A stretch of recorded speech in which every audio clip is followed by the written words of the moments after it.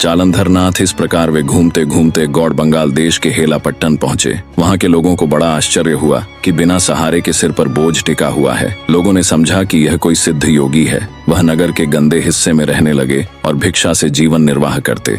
उस समय वहां त्रिलोचन राजा का पुत्र गोपीचंद राज कर रहा था। उसकी माता मैनावती अत्यंत सद्गुणी स्त्री थी। एक दिन राजमहल की गच्ची से दृश्य देख रही मैनावती की दृष्टि जालंधर नाथ पर पड़ी। उसने देखा कि यह योगी बिना सहारे बोझ सिर पर रखे चल रहे हैं। उसे आश्चर्य हुआ और मन में विचार आया, यह अवश्य कोई महान सिद्ध है। यदि इसे गुरु बनाया जाए तो जीवन सफल होगा। उसने अपनी दासी को बुलाकर कहा, मुझे यह योगी अत्यंत अद्भुत प्रतीत होता है। तुम गुप्त रूप से इसका पता लगाकर आओ कि यह कहाँ रहता है। यह बात बाहर किसी को भी न पता चले। दासी ने योगी का पीछा किया और देखा कि वह नगर के एकांत गंदी जगह पर टिक गया है। दासी ने जाकर सब मैनावती को बताया। फिर मैनावती ने एक थाल में फल और पकवान रखकर अर्धरात्रि को दासी के साथ जालंधर नाथ के पास पहुंची। उस समय वह ध्यानस्थ था।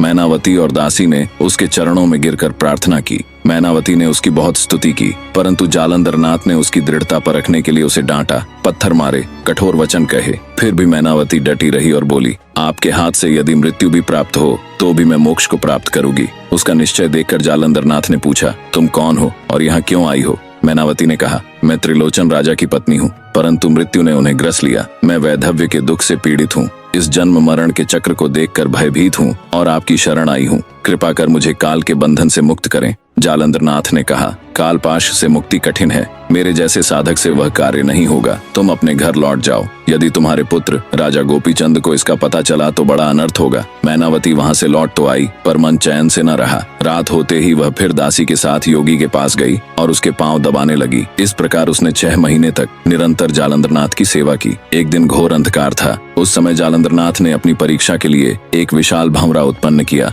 जो उसकी जंघा के नीचे जाकर उसे लहूलुहान कर गया। किंतु मैनावती तनिक भी विचलित न हुई। उसकी दृढ़ निष्ठा देखकर जालंधर नाथ प्रसन्न हुए और उसे मंत्रोपदेश दिया। इससे उसका तेज दिव्य हो गया। फिर उन्होंने संजीवनी मंत्र उसकी देह में प्रवाहित किया और उसे अमर बना दिया, जैसे रामचंद्र जी ने विभीषण को अमृतत्व दिया था। मैनावती की भक्ति दिन प्रतिदिन बढ़ती चली गई। मैनावती ने जब जालंधर नाथ से उपदेश पाया तो उसके हृदय का आनंद मानो समा ही न सका। उसे लगा कि 8 जन्मों का सार्थक फल मिल गया, परंतु उसी के साथ एक गहरा दुख भी उसके मन में समाया रहा। उसने सोचा, जैसे मेरे पति त्रिलोचन का शरीर श्मशान में राख बनकर मिट गया, वैसे ही मेरे पुत्र गोपीचंद का भी अंत होगा। यह विचार आते ही उसे बहुत खेद हुआ। वह कई दिनों से अवसर की प्रतीक्षा कर रही थी कि बेटे को जीवन के बारे में 2 बातें समझा सके।